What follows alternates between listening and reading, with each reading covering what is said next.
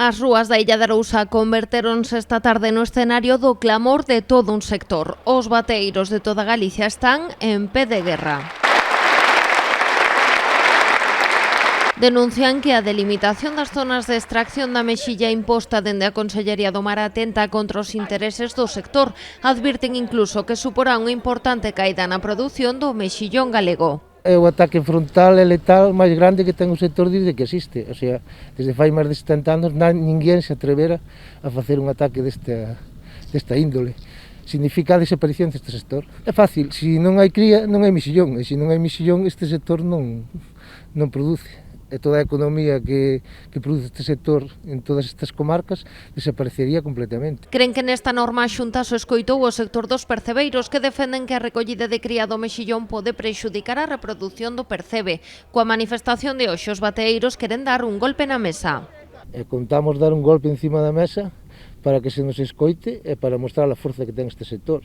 Este sector, cando estuvo unido e cando estuvo xunto, ninguén foi capaz de derrotalo, e agora non vai ser a primeira vez. Fai 70 anos os nosos avós xa collían cría para as bateas.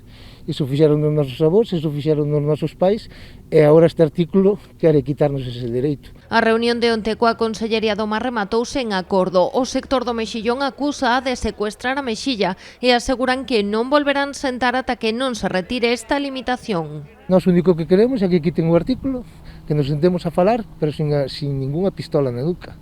Nadie se senta a falar sin a pistola na nuca.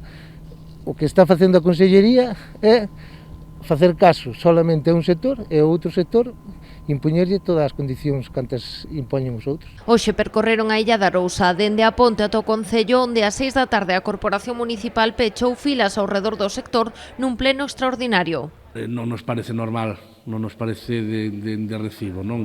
Cambiar un status quo que leva máis de 30 anos facéndose así, é regulado desde fai máis de 20, sin ningún tipo de contacto previo co sector afectado, que é o sector mexilloeiro, que é maioritario na Ría de Arousa, maioritario en Galicia, de grandísima importancia. Esta é a primeira movilización dun calendario que os bateeiros de toda Galicia levarán adiante para reclamar a retirada destas delimitacións para a extracción da cría do mexillón.